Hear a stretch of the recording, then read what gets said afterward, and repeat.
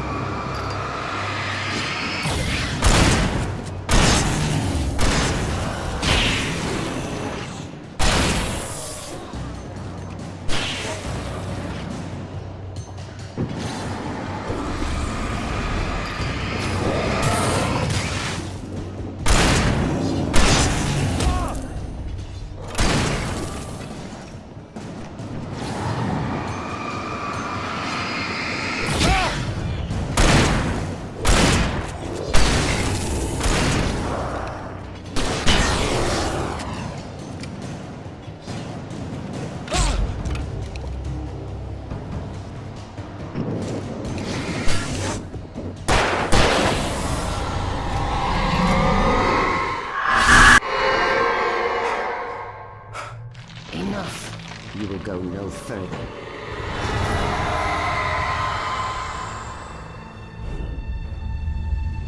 Stop now!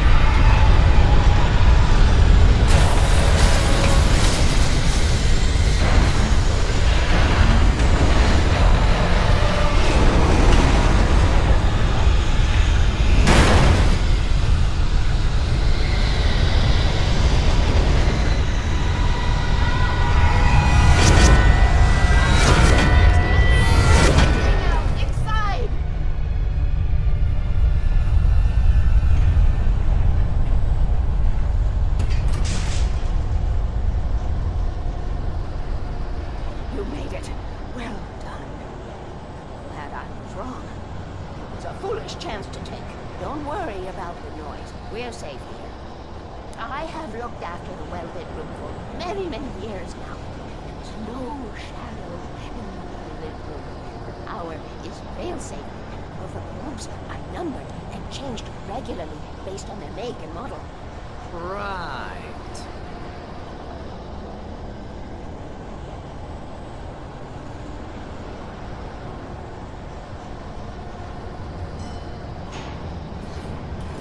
There's an old army base at Raincoat Point, north of here. It was active during the Second World War. They operated here back then.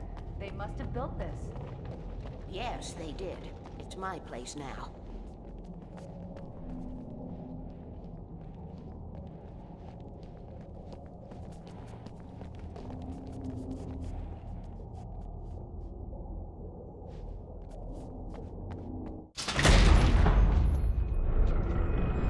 make it, then I won't need to worry about the room anymore, because 6 and 33 and 118 need changing soon, and I don't want to climb up the ladder to change them because it's very late, and I'm tired.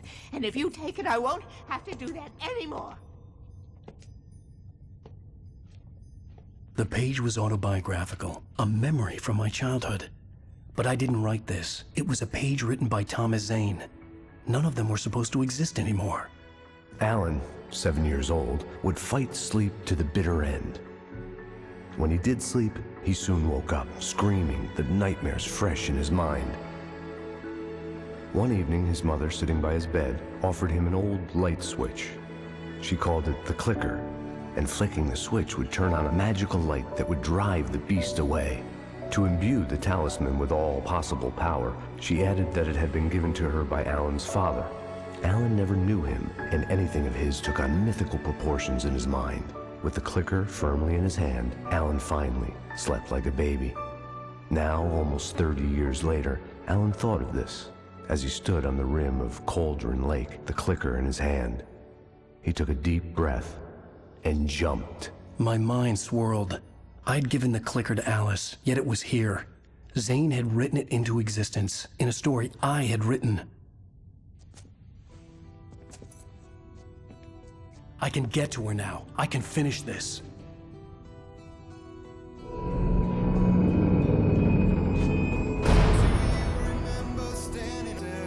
Previously on Alan Wake, I wrote a horror story that has come true. Thomas Zane did the same in the 70s. You will go no further. If I continue like the Dark Presence wants me to, the story I'm writing won't save Alice.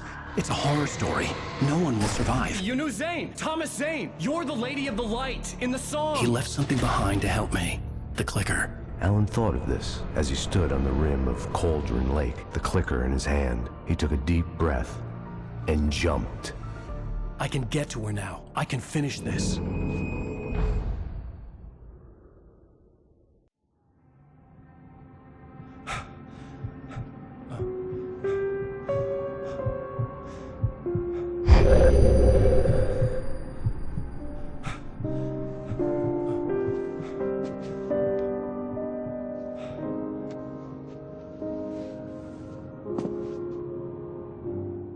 I had a hangover.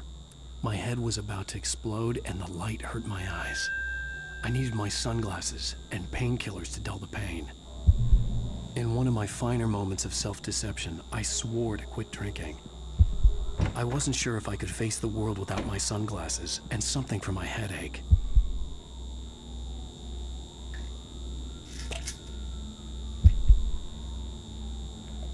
The pills worked fast. The prospect of being awake started to seem bearable again.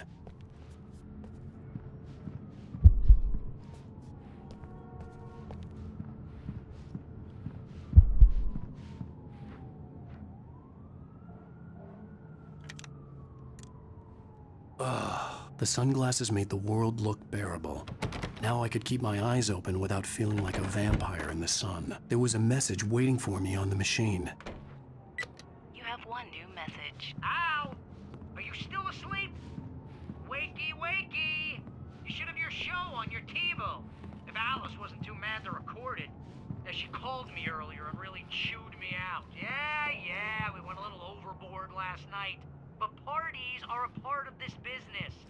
Al, look, I'm saying this as your friend. She's not doing your career any favors by trying to run your life like that, okay? I'll talk to you later, Al. Watch the show.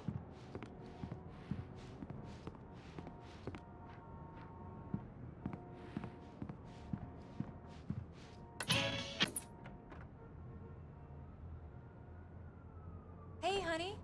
Did you watch the show? I didn't say anything stupid if that's what you want to know. Okay, Grumpy. You want an aspirin or something? Are you going to start with me about drinking now? You know what? I should have followed Go her back to sleep, advice. Alan. But suddenly I was angry, mostly at myself. And she... What? Now you can't even talk to me? Well, this morning I was angry because you said you'd be home at midnight and you showed up at 7 a.m. and passed out in mid-sentence. Now I'm over it. Are you angry? This goddamn tour. It's gotten out of hand. Oh, honey. It's almost over, right? We can get back to normal. Then you can start writing again. I'm sorry, honey. Alan, you're not thinking straight. Just take a shower and go back to bed, huh? Yeah, you're right, honey. I'm sorry. Once this is over, let's go away together. A vacation. Just you and me. Some peace and quiet.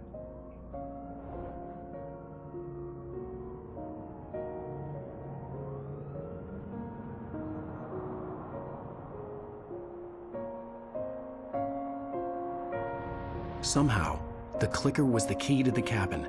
I had to return to Cauldron Lake to save Alice.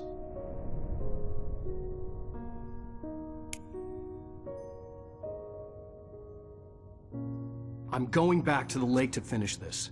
I'm going to write an ending to the story in the manuscript on my own terms, to make it all right. Why can't you just write it here? The last page is still in the typewriter. I need to read it first. Everything needs to be just right. Zane tried to cut some corners, and it didn't end well. Okay, ready when you are. I'm sorry, Sarah, but I need to do this alone. Barry, take her gun. Miss Weaver, close the door when I leave.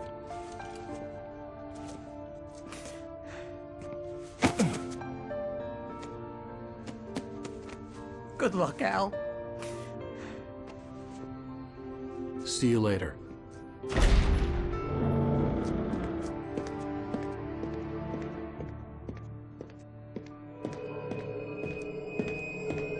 When I got out, it was warm and sunny. I'd flicked the switch of the clicker. Had it done this? I didn't stop to question it. I had to take advantage of the sunlight to get to the lake. On Zane's page, I'd stood on the rim of Cauldron Lake, about to use the clicker. That's where I was headed.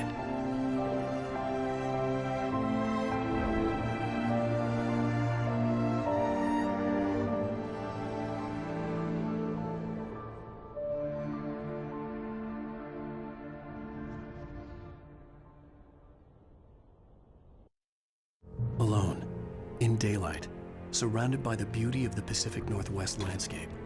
It was hard not to let doubt creep in one last time. I could still chalk everything up to a dream, a delusion. I had enough imagination to make up something like this, having been in the cabin all this time, trapped in a story inside my head, gone mad from grief over Alice's death like Hartman had claimed. There would be no way of knowing. I told myself it didn't really matter. My course was set.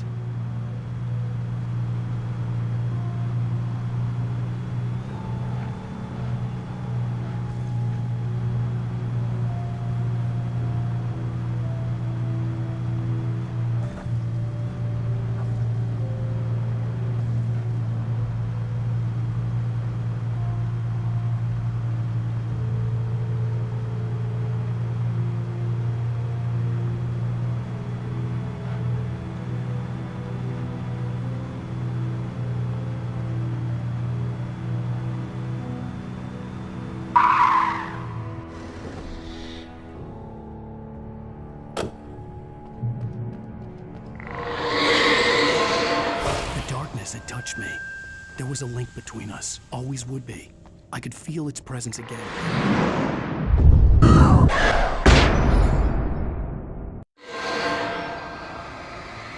I will kill your wife.